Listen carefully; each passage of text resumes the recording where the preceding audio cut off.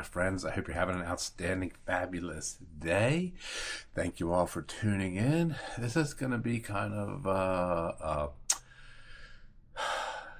maybe a slight tinge of real estate, slight tinge of history, and more so about why I am why I am in so many ways, mostly with how I treat people.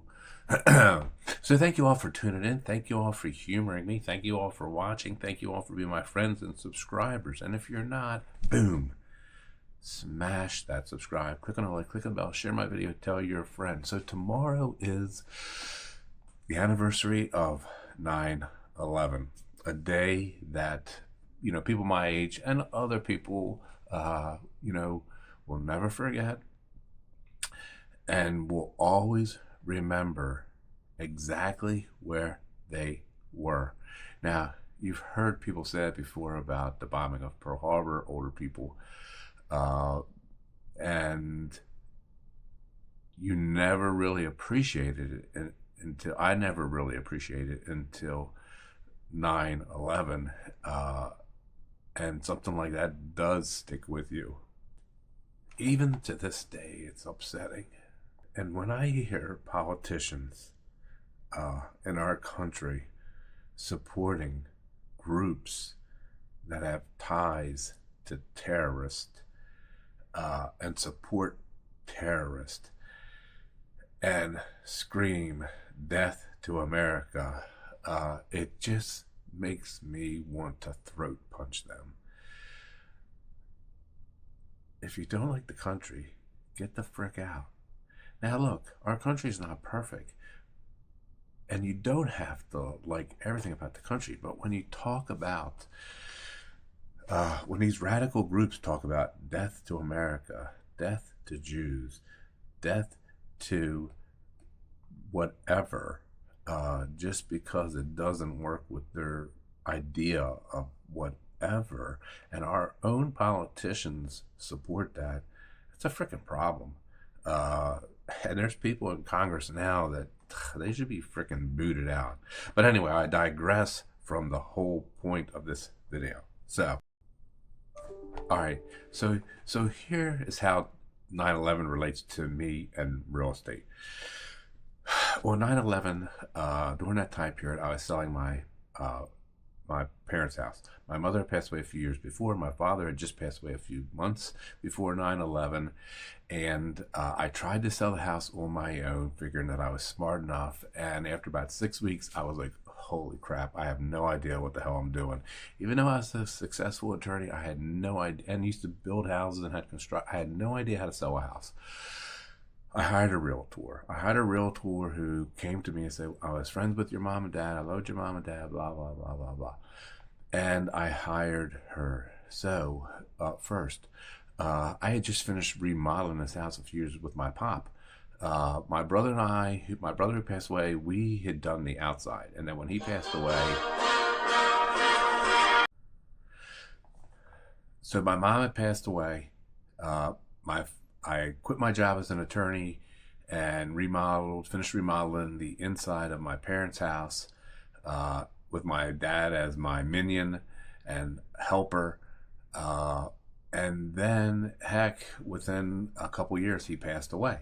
So I had to sell the house. So I hired a realtor. Now, everything is new. My brother, Craig, and I did the outside, all new window, everything new, with top-notch quality, Anderson windows, the whole 9 yards. And then I did the inside with top-notch materials. And so I wanted to price it up here. And the agent said, no, the comps are down here. I was like, I know, but this house is like brand new. It's not a 1960 house anymore. It's a 2000 material house. And so anyway, we haggled back and forth and we compromised. And we went up a little bit more than what she wanted, but not where I wanted. So that was one thing that I look back now and I'm like, should have just forced her. And she charged me 6%. And she said, this is what the going rate is, blah, blah, blah. And in fact, now I know that wasn't even true. So that's why I do what I do anyway. So it was a higher interest rate. That's why now, if my clients want to try to push the envelope on the price and there's a reasonable basis to do that, I let them do that. Because when I was selling my parents' house, my agent did not let me do that, and I just went along with it. And so I never ever do that to my clients now. And I have charged anywhere from 5% to 10%. It just depends on what it is. I've charged 10% on $40,000 mobile homes, and I try to explain to my client it's only a $40,000 property. If you did a lesser percent, no one's going to come to look at it. So it all depends on the property and the people as to what the percentage is. But I never bang anybody on a high percent just because I can and say that's what it is. It just all depends. So those are two lessons that I carry on in my career to this day, because I never am going to do to other people what was done to me. And then this is the biggest thing that I've carried on with my life to this day from 9/11. The appraisal for my parents' house got ordered late by the buyer's agent or whatever. And on 9/11 was the day of the appraisal of my parents' house. And settlement was supposed to be the following week. That's a rush. That's a rush even in today's world. And so I told my agent, I was like, I want to meet the appraiser with you. And I want to point out all that my brother Craig and I remodeled and what I remodeled with my pop, so that he knows, or she knows, I didn't know it was a guy at the time, but it was a guy, so that he knows that the property is not an average property. And so I'm going over there early in the morning. I leave my house, I don't know, probably about 8:45 or something like that. Anyway, the Beltway is like jammed up. I mean, it is like freaking nuts, packed. And I was like, what is going on? There should not be any rush hour traffic. And then I listened to the radio. And I'm like, holy crap, our country's being attacked. We're being attacked by freaking terrorists. And so I finally make it over to Reisterstown. And it is probably now, it took what should have been like a 20-minute ride, took like an hour. So it's probably like 9:45 now. Somewhere around there.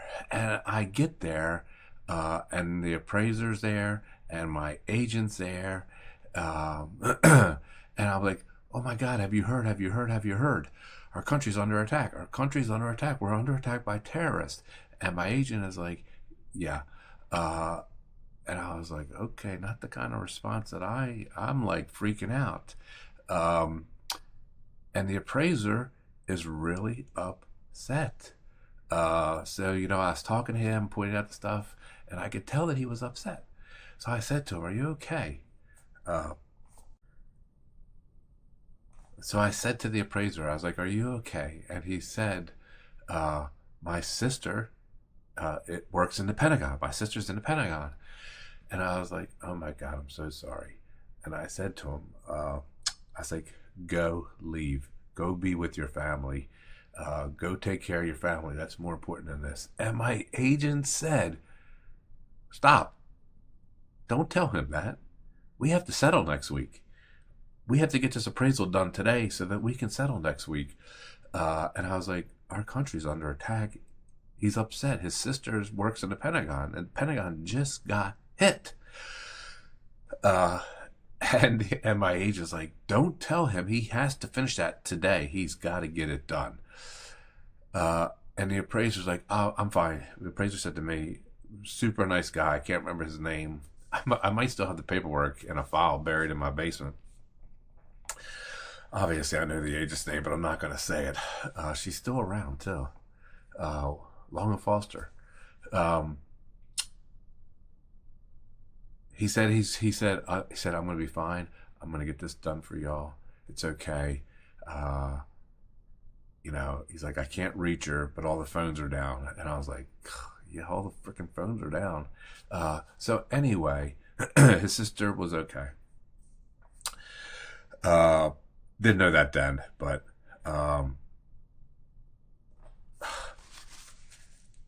But my agent saying that left an impression on me as, obviously to the day I die, I'll never forget 9/11. I'll never forget what I'm telling you. It's imprinted, it's implanted in my brain, along with don't take advantage of people with commission. If people have a reasonable basis for wanting to put a number on their house, let them do it. And don't put real estate and money over people. My agent was so fixated. It was my freaking parents. I was a personal representative of the estate. So it was my transaction for the estate. It was my deal. If I wanted it to be delayed, that's my call. So that stuck with me, that my agent was so fixated on that deal completing and that money being acquired that she put that above the attack on the country and the effect on that appraiser. And I will never, ever do that. And so that is one thing that I've taken, that I've applied every day of my life since then when it comes to people, business, and money. And it's one reason why, it's one reason why I always try to be nice to appraisers, like everybody else, because they get that kind of garbage all of the time. And I'll never do that. I won't do that to anybody, really. And I won't do that to appraisers, because that's the kind of crap that they still get to this day. Get it done, get it done, get it done, regardless of what's happening in the world or with that particular person.